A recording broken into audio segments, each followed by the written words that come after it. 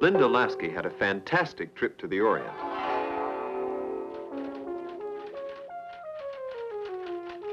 Back home, she decided to write an article about her experiences. Her mind was filled with impressions, which she poured onto paper. By gosh, she thought, this is a masterpiece. I'll bet I can sell it to a magazine or newspaper. I wonder what I'll get for it. What she got was a polite rejection. Buildings have tiled roofs. And they have these round tile caps on the ends. I brought one home. Linda gave up trying to be published and just read her article to her friends. She read. My journey began with a long flight by airplane across the Pacific Ocean. And from the train we could see many interesting sights. And she read. The train was moving. We had to see everything in kind of a hurry. For as long as they would listen. Trip. I thought it was interesting. Well, at least you're still here. I'm narrating this film, so I have to stay.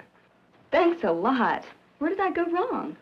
But you went wrong by telling us about your trip instead of letting us experience it for ourselves. Read the part about eating lunch. See what kinds of pictures you can create. I wasn't used to dining Oriental style. I was awkward with the chopsticks, and I embarrassed myself something awful. I didn't get a picture of anything awful. You should have been there. Exactly. But your words didn't put me there. You simply made a statement. This time, don't tell me it was embarrassing. Recreate it. Show me what happened. Well,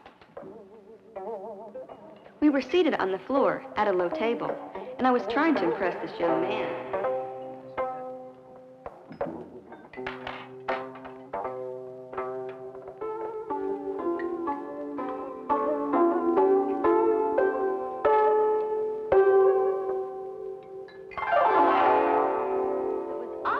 This time I believe you. Because instead of telling me about your experience, you recreated the experience for me. I think I see the difference. I'll illustrate it once more. The writer cannot transfer a feeling to the reader just by telling him about it.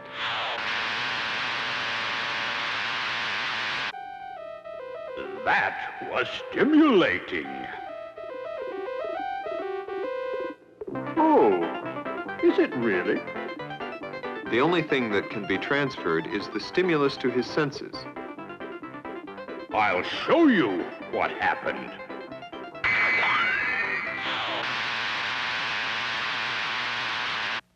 Yes, that is stimulating. Great, but how do I do that with a typewriter? Use words that stimulate the reader's memory. Well, how did you get your impressions of the Orient? Well, through what I saw and what I heard. Through your 5 senses. Sure. All our experiences come to us through our senses. Well, it's the same with your reader. To make a reader believe and react, appeal to the 5 senses.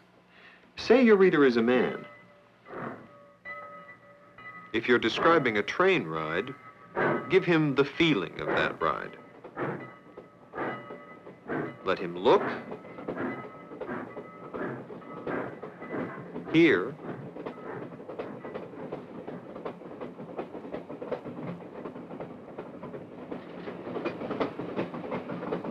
feel,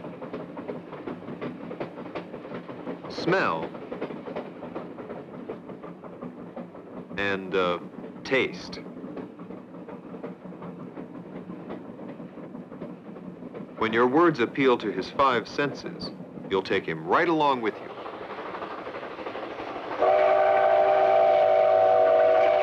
Look, hear, feel, smell, and taste.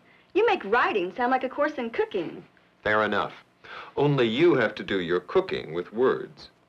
Imagine this. A saucepan? Listen. You'll hear a thick, burbling sound. Something's boiling in the pan. Mm-hmm. Now imagine the aroma. It is boiling chocolate fudge. Do you remember what chocolate fudge smells like as it boils? Yes. Aha. I stirred a memory image through your sense of smell. But you had to use candy. No, just words. Well, anybody would react to fudge.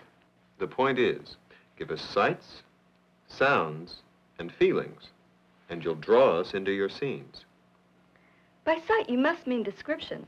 I used that. Here, get this picture. There were many modern buildings downtown.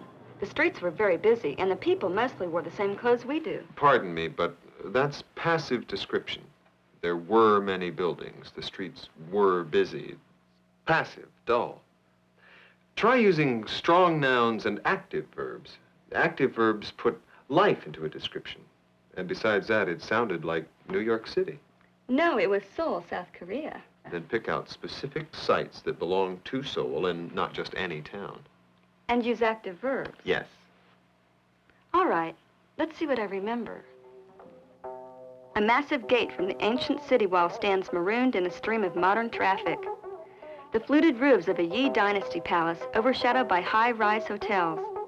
Women in bright-colored, full-length traditional dresses floating like flowers through the brown-gray streets. You're getting closer. By creating images with feeling and movement. Yes. And don't forget the other four senses. There are, you know, words that suggest sounds. For example, the thin tattling of a mandolin. A sizzling hamburger. A wet mop that flops down and goes slurping into a corner. Suggesting aromas is another means of sharpening the reader's awareness of place.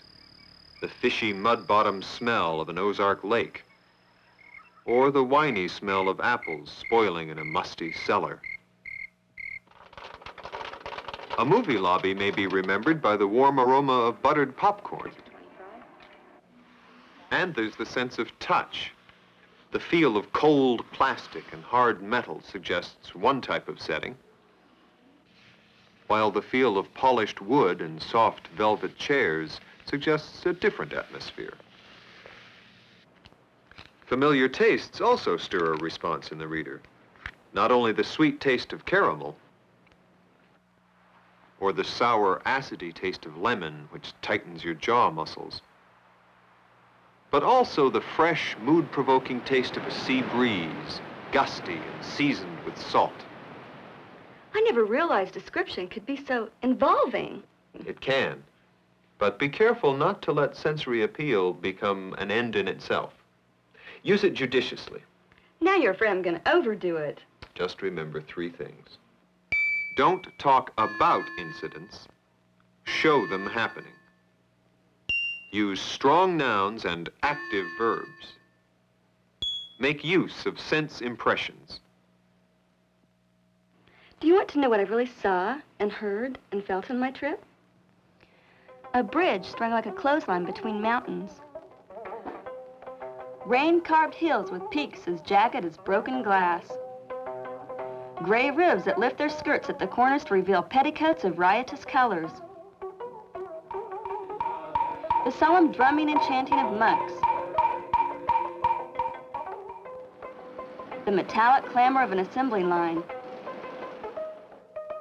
And the meditative silence of a pavilion beside a still pond. The air stirred into haze by crowds sifting through a narrow market street. A Buddha image towering above the trees like a skyscraper, with the tiered roofs of a temple like a toy village at its feet.